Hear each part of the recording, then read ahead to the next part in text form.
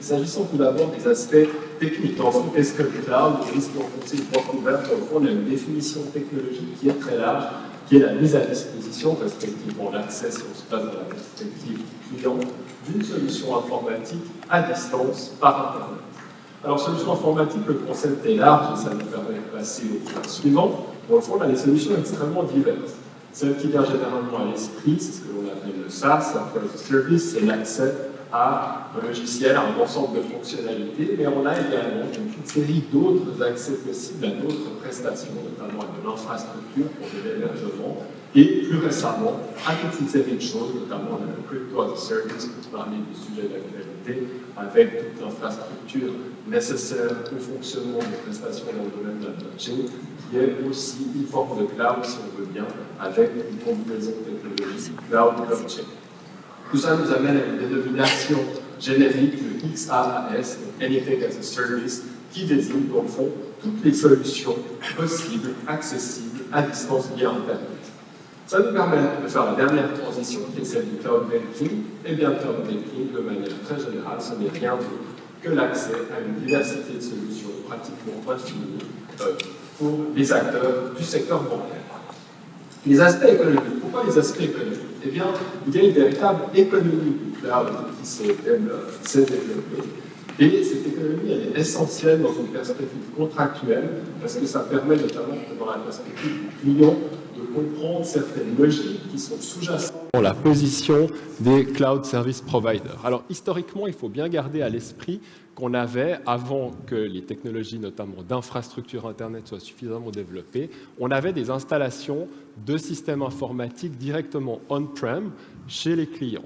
Et puis, on avait une logique de one-off, si je schématise un peu, à savoir que la solution était installée, et puis ensuite, l'éditeur de logiciels disparaissait d'une certaine manière. On avait des prestataires tiers de maintenance qui intervenaient, mais encore une fois, on n'avait pas cette logique de relation dans la durée avec le fournisseur de services initial. Ce n'était précisément pas véritablement un service. Et puis l'évolution, grâce notamment à l'infrastructure, comme je l'ai dit, ont permis des solutions de prestation dans la durée. La solution est hébergée en principe, on a différentes variantes évidemment, chez le prestataire, et ça permet au prestataire de continuer à maintenir, développer sa solution et de la mettre à disposition des clients dans la durée avec une évolutivité. C'est un petit peu comme quand on se connecte à Netflix, si on veut bien, comme consommateur. Et ça engendre un premier phénomène qui est celui que vous connaissez naturellement tous, qui est une forme de captivité du client face à son prestataire.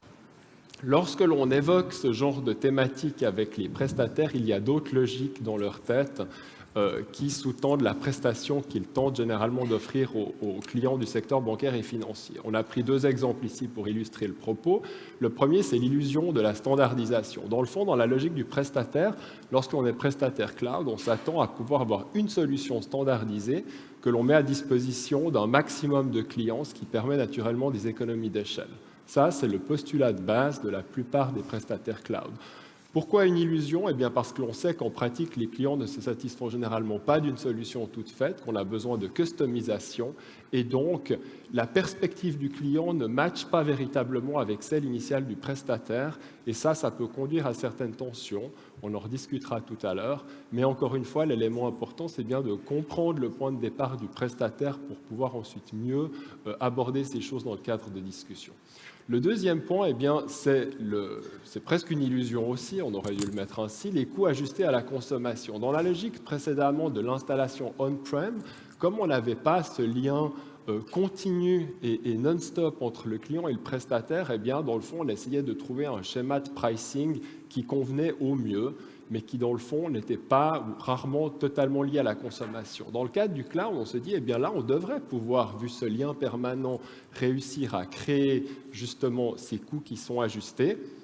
Eh bien là, la pratique montre aussi que quand bien même c'est la perspective de base du provider et normalement celle du client, eh bien, il y a une granularité et une complexité telle que, dans le fond, on parvient assez rarement à mettre cela parfaitement en œuvre. Quelques aspects juridiques enfin. Évidemment, dans votre contexte, dans notre contexte aujourd'hui, on pense très généralement aux aspects réglementaires et évidemment plus récemment aux aspects de protection des données. Il ne faut pas oublier qu'il y a des aspects contractuels qui sont propres au domaine du cloud, notamment du fait que l'on est face à des services. En principe, les prestataires essayent de se mettre dans une logique d'obligation de moyens, ce qui évidemment peut poser des problèmes dans la perspective du client, notamment si les services ne sont pas suffisamment bien fournis. Et enfin, les aspects de concurrence dont on ne parlera pas aujourd'hui qui sont importants, on a de plus en plus en lien avec les situations de captivité, des tensions dans ce domaine. Enfin, cloud banking versus outsourcing. Vous l'aurez compris, le cloud banking est une notion plutôt technologique. L'outsourcing qui se focalise sur la délégation est plus juridique. Et ça nous permet de faire le lien avec la présentation, le sprint suivant.